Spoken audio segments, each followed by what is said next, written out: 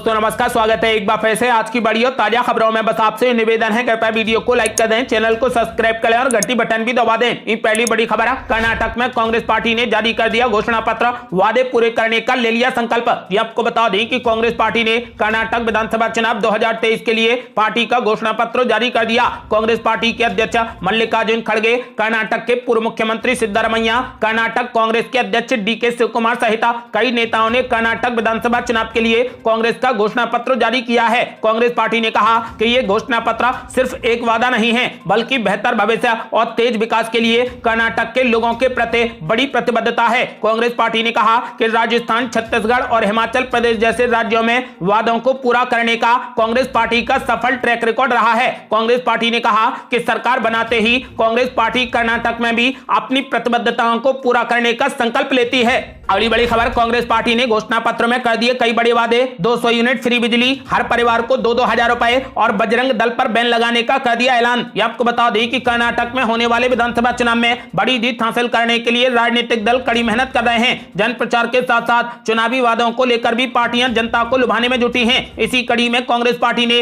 आज अपना चुनावी घोषणा पत्र जारी कर दिया, जिसमें अल्पसंख्यक वर्ग के लोगों का खास ध्यान रखा गया है। घोषणा पत्र में कांग्रेस पार्टी ने बजरंग दल की तुलना पॉपुलर फ्रंट ऑफ इंडिया से करते हुए वादा किया है कि अगर कर्नाटक में कांग्रेस की सरकार बनती है तो वे बजरंग दल पर प्रतिबंध लगा देंगे। कांग्रेस पार्टी ने अपने चुनावी घोषणा पत्र में गृह ज्योति, गृह लक्ष्मी, अन्य भाग्य, युवा निधि एवं शक्ति की 5 गारंटी भी दोहराई हैं। कांग्रेस पार्टी ने घोषणा पत्र में वादा किया है कि कर्नाटक में सरकार बनने के बाद लोगों को 200 यूनिट बिजली प्रतिमाह हर परिवार को फ्री में दी जाएगी। साथ ही 2-2 हजार रुपए प्रतिमाह हर परिवार की महिला मुखिया को देने का वादा किया गया है। इसके अलावा कांग्रेस पार्टी ने ऐलान किया है कि BPL परिवारों को प्रतिमाह उनकी पसंद का 10 किलो अन्न दिया जाएगा। बेरोजगारों को 2 साल तक प्रतिमाह 3-3 हजार रुपए और डिप्लोमा होल्डरों को 1500 रुपए प्रतिमाह दिए जाएंगे। कांग्रेस पार्टी ने घोषणा पत्र में कहा कि युवा निधि के तहत बेरोजगार स्नातकों को 1 महीने में 3-3 हजार रुपए और डिप्लोमाधारी बेरोजगारों को प्रतिमाह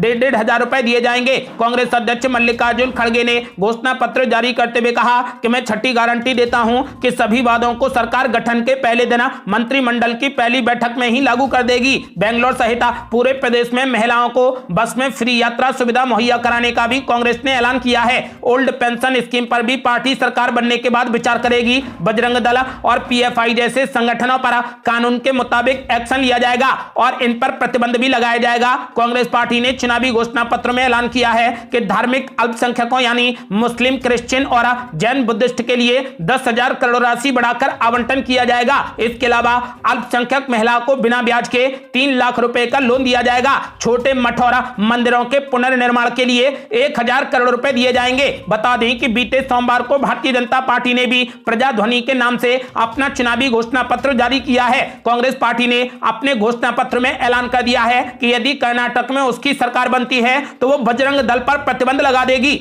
अगली बड़ी खबर, कांग्रेस पार्टी ने बजरंग दल पर बैन लगाने का किया वादा तो भड़क गई बीजेपी। कहा PFI पर पहले क्यों नहीं लगाया था बैन। ये आपको बता दें कि कर्नाटक विधानसभा चुनाव के लिए भारतीय जनता पार्टी ने भी सोमवार को अपना घोषणा पत्र जारी कर दिया है। बीजेपी ने राज्य की सत्ता में लौटने पर समान नागरिक संहिता और NRC लागू करने का वादा किया है। इसे लेकर असम के मुख्यमंत्री व बीजेपी के वरिष्ठ नेता हेमंत बिस्व शर्मा ने बड़ा बयान दिया है। उन्होंने दावा किया है कि समान नागरिक संहिता लागू होने से लैंगिक न्याय मिलेगा और मुस्लिम महिलाओं तथा पुरुषों के लिए समान ही अधिकार सुनिश्चित होंगे। कर्नाटक चुनाव के लिए प्रचार अभियान में जुटे असम के मुख्यमंत्री हेमंत बिस्व शर्मा ने मंगलवार को मीडिया से बातचीत में कहा कि समान नागरिक संहिता के कार्यान्वयन से लैंगिक न्याय और मुस्लिम महिलाओं के लिए समान अधिकार सुनिश्चित होंगे। कर्नाटक बीजेपी ने एक बहुत ही साहसिक प्रतिबद्धता की है और इससे पूरे देश में समान नागरिक संहिता लागू करने की मांग की शुरुआत होगी। वहीं राष्ट्रीय नागरिक पंजी यानी NRC को लेकर मुख्यमंत्री हेमंत बिस्व शर्मा ने कहा कि राष्ट्रव्यापी NRC समय की जरूरत है। बता दें कि बीजेपी ने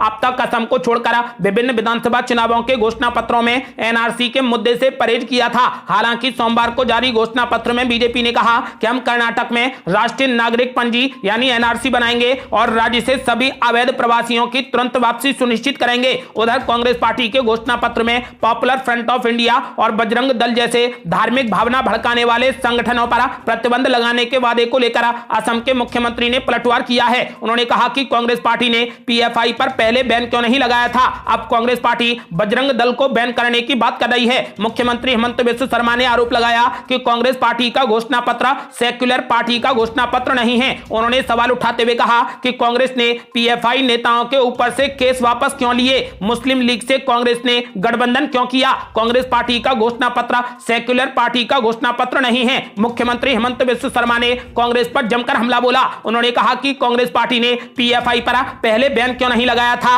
अब कांग्रेस पार्टी बजरंग दल को बैन लगाने की बात कर रही है। अगली बड़ी खबर, कर्नाटक में कांग्रेस पार्टी पर जमकर बरसे पीएम मोदी। बोले कांग्रेस की वारंटी खत्म हो चुकी है और उसकी गारंटी भी झूठी है। जी आपको बता दें कि पीएम नरेंद्र मोदी इस वक्त धुआंधार चुनावी रैलियां कर रहे हैं। इसी कड़ी में पीएम मोदी ने आज कर्नाटक के चित्रदुर्ग जिले में रैली को संबोधित किया। लाखों की संख्या में आई भीड़ को संबोधित करते हुए पीएम मोदी ने कहा कि आजादी के अमृतकाल में कर्नाटक का यह पहला चुनाव है। यह चुनाव कर्नाटक को नंबर 1 राज्य बनाने का चुनाव है। यह चुनाव तय करेगा कि आने वाले 25 वर्षों में कर्नाटक विकास की किस ऊंचाई पर होगा। कर्नाटक को हमें विकसित भारत की ड्राइविंग फोर्स बनाना है, ग्रोथ इंजन बनाना है। इसीलिए भाजपा सरकार को दोबारा बनाना है, डबल इंजन की सरकार को लाना है। पीएम मोदी ने कहा कि कांग्रेस का इतिहास आतंक और आतंकवादियों के तुष्टीकरण का है। जब दिल्ली में बाटला हाउस एनकाउंटर हुआ तो कांग्रेस की सबसे बड़ी नेता की आंखों में आतंकियों के मर जाने की खबर सुनकर आंसू आ गए थे। जब सर्जिकल स्ट्राइक और एयर स्ट्राइक हुई तो कांग्रेस पार्टी ने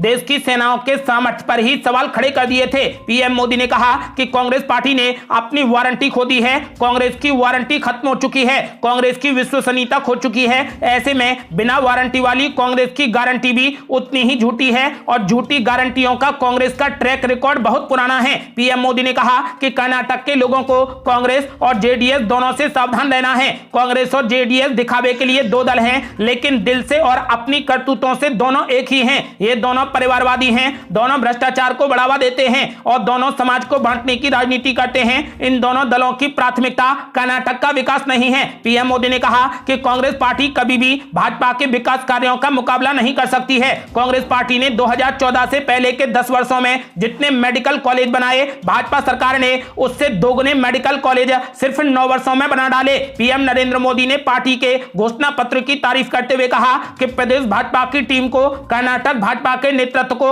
आज मैं सार्वजनिक रूप से बहुत बहुत बधाई देता हूं। कल जो उन्होंने अपना संकल्प पत्र घोषित किया है, यह बहुत ही अच्छा संकल्प पत्र लेकर आए हैं। इसमें कर्नाटक को देश का नंबर 1 राज्य बनाने का रोड मैप है। इसमें आधुनिक इंफ्रास्ट्रक्चर का ब्लूप्रिंट है। इसमें महिलाओं के सशक्तिकरण पर जोर है। आपको बता दें कि पीएम नरेंद्र मोदी ने कर्नाटक की जनता से एक बार फिर से बीजेपी की सरकार को लाने की अपील की है। अगली बड़ी खबर, कर्नाटक में बीजेपी पर जमकर बरसे राहुल गांधी। बोले प्रधानमंत्री नरेंद्र मोदी ये बताएं कि भ्रष्टाचार को रोकने के लिए उन्होंने क्या कदम उठाए। ये आपको बता दें कि कर्नाटक विधानसभा चुनाव के लिए 10 मई को होने वाले मतदान को लेकर सभी पार्टियों के नेता जमकर पसीना बहा रहे हैं। अपने अपने उम्मीदवारों को जिताने के लिए भाजपा और कांग्रेस के दिग्गज नेता भी राज्य में लगातार चुनावी रैलियों को संबोधित कर रहे हैं। यहाँ मुख्य मुकाबला भाजपा और कांग्रेस पार्टी के बीच है। एक तरफ जहां पर भाजपा राज्य में अपनी सत्ता बरकरार रखने के लिए एड़ी चोटी का जोर लगा रही है, तो वहीं कांग्रेस पार्टी भी सत्ता में वापसी कर दक्षिण राज्यों की राजनीति में अपना पुराना दबदबा कायम रखने के लिए संघर्ष कर रही है।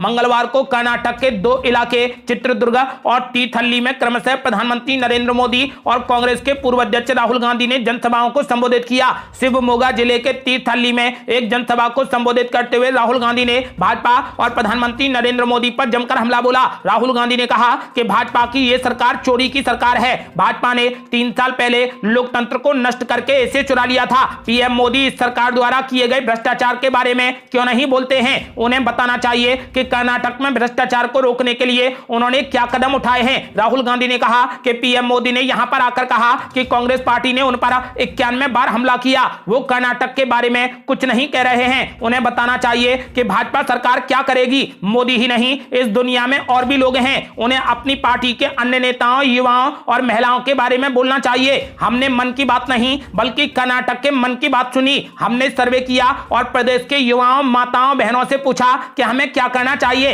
राहुल गांधी ने कहा कि हम कर्नाटक के लोगों से इन प्रतिबद्धताओं को पूरा करने और राज्य को अद्वितीय प्रगति और समृद्धि के एक नए युग में ले जाने का दृढ़ संकल्प करते हैं। अगली बड़ी खबर, अमित मालवीय का बड़ा ऐलान, बोले यूनिफॉर्म सिविल कोड हमारा वादा, महिलाओं, युवाओं और किसानों के दम पर जीतेंगे चुनाव। ये आपको बता दें कि कर्नाटक विधानसभा चुनाव के लिए भाजपा ने भी अपना संकल्प पत्र जारी कर दिया है। चुनाव के विभिन्न मुद्दों को लेकर भाजपा के आईटी सेल के प्रमुख अमित मालवीय ने कहा कि हमने संकल्प पत्र में अपने उन कार्यों को प्रमुखता दी है जो अब तक हम करते रहे हैं। भाजपा की नीति जनता के सबसे कमजोर वर्ग को आर्थिक सामाजिक सशक्तिकरण प्रदान करना है। इस संकल्प पत्र के हर बिंदु पर पार्टी की यही सोच दिखाई पड़ेगी। प्रधानमंत्री नरेंद्र मोदी सदैव महिलाओं को आगे बढ़ाने की बात करते हैं। उन्होंने कहा कि इस संकल्प पत्र में भी महिलाओं को आगे बढ़ाने पर विशेष बल दिया गया है। गरीब वर्ग की महिलाओं को प्रति वर्ग 3 मुफ्त रसोई गैस सिलेंडर, हर वार्ड में नम्मा क्लिनिक की स्थापना, महिलाओं में एनीमिया की समस्या को दूर करने का उपाय, बेटियों को प्राइमरी स्तर से उच्च शिक्षा तक की सुविधाएं देने के साथ साथ हमने अनेक प्रयास किए हैं। उन्होंने कहा कि जिससे मातृ शक्ति को सशक्त बनाया जा सके। उन्होंने ऐलान कर दिया है कि महिलाओं, युवाओं और किसानों के दम पर बीजेपी कर्नाटक में चुनाव जीतेगी। अगली बड़ी खबर, महाराष्ट्र की राजनीति में आ गया बड़ा भूचाल, शरद पवार ने एनसीपी के अध्यक्ष पद से इस्तीफे का कर दिया ऐलान। यह आपको बता दें कि एनसीपी सुप्रीमो शरद पवार ने बड़ा ऐलान करते हुए कहा कि वो पार्टी के अध्यक्ष पद से इस्तीफा दे देंगे। शरद पवार ने अपनी आत्मकथा लोकमान्य संगाई राजनीतिक आत्मकथा के विमोचन के दौरान अपने इस्तीफे की घोषणा कर दी। उन्होंने कहा कि मैं एनसीपी के राष्ट्रीय अध्यक्ष पद से इस्तीफा दे रहा हूं। इस मौके पर अपनी पत्नी प्रतिभा के साथ में मौजूदा 82 वर्षीय शरद पवार ने कहा कि मुझे पता है कि कब रुकना है। मैंने एनसीपी के वरिष्ठ नेताओं की एक समिति गठित की है जो अगले अध्यक्ष के बारे में फैसला करेगी। सूत्रों के मुताबिक पार्टी की बागडोर कौन संभालेगा और इसे आगे कौन बढ़ाएगा, यह तय करने के लिए एक कमेटी का गठन किया गया है। इस कमेटी में प्रफुल्ल पटेल, सुनील तटकरे और अजीत पवार, जयंत पाटिल और पार्टी के कुछ अन्य वरिष्ठ नेताओं को शामिल किया गया है। राज्यसभा सदस्य शरद पवार का अभी ऊपरी सदन में 3 वर्ष का कार्यकाल बाकी है। ऐसे में उन्होंने आश्वासन दिया है कि वो पिछले 55 वर्षों की तरह सामाजिक और राजनीतिक माध्यम से सार्वजनिक जीवन में सक्रिय रहेंगे। आपको बता दें कि फिलहाल शरद पवार ने एनसीपी के अध्यक्ष पद से इस्तीफे का ऐलान कर दिया है। अगली बड़ी खबर, सप्लीमेंट्री चार्जशीट में ईडी ने कर दिया बड़ा खुलासा। मुख्यमंत्री केजरीवाल का ही प्लान था दिल्ली आबकारी नीति। ये आपको बता दें कि दिल्ली आबकारी नीति के चलते हुए कथित शराब घोटाले में ईडी की ओर से कोर्ट में दूसरी सप्लीमेंट्री चार्जशीट दाखिल की गई है। इस चार्जशीट में ईडी ने कई अहम खुलासे किए हैं। प्रवर्तन निदेशालय की ओर से दाखिल चार्जशीट में कहा गया है कि दिल्ली की नई आबकारी पॉलिसी अरविंद केजरीवाल का ही प्लान थी। इसके साथ ही चार्जशीट में तेलंगाना के मुख्यमंत्री केसीआर की बेटी के कविता का भी जिक्र है। चार्जशीट में कहा गया है कि के कविता ने आबकारी नीति बनने और उसके लागू होने के बाद विजय नायर के साथ में कई बार मीटिंग की थी। आपको बता दें कि अब शराब घोटाले में मुख्यमंत्री अरविंद केजरीवाल और केसीआर की बेटी के कविता का साफ तौर पर नाम आ गया है। अगली बड़ी खबर, पहलवानों का प्रदर्शन हो गया हाईजैक, शाहीन बाग और किसान आंदोलन से हो रही तुलना। यह आपको बता दें कि भारतीय कुश्ती महासंघ के चीफ और बीजेपी सांसद ब्रजभूषण शरण सिंह के खिलाफ यौन उत्पीड़न के आरोपों को लेकर पहलवानों का प्रदर्शन जंतर मंतर पर लगातार जारी है। इस बीच ब्रजभूषण सिंह ने इस आंदोलन को शाहीन बाग और किसान आंदोलन से जोड़ दिया है। उन्होंने कहा कि टुकड़े टुकड़े गैंग शाहीन बाग किसान आंदोलन में शामिल ताकतें पहलवानों के विरोध प्रदर्शन में शामिल लगती है। मैं उनका लक्ष्य नहीं हूं, बल्कि पार्टी बीजेपी उनके निशाने पर है। इन एथलीटों को पैसे दिए जाते हैं। इसके तरह जंतर मंतर पर पहलवानों के धरना स्थल पर प्रधानमंत्री नरेंद्र मोदी के खिलाफ आपत्तिजनक नारों के वीडियो भी सोशल मीडिया पर जमकर वायरल हो रहे हैं। इतना ही नहीं, इस आंदोलन में शामिल होने वाले कुछ पहलवानों ने किसान आंदोलन का जिक्र करा पीएम नरेंद्र मोदी पर निशाना साधा था। हालांकि इन वीडियो के वायरल होने के बाद बजरंग पुनिया ने कहा कि कुछ लोग आंदोलन को एक अलग दिशा में ले जाने की कोशिश कर रहे हैं और इसे भड़काऊ आंदोलन बनाना चाहते हैं। इस स्थिति में सवाल उठना लाजमी है कि क्या पहलवानों का प्रदर्शन अब हाईजैक हो गया है।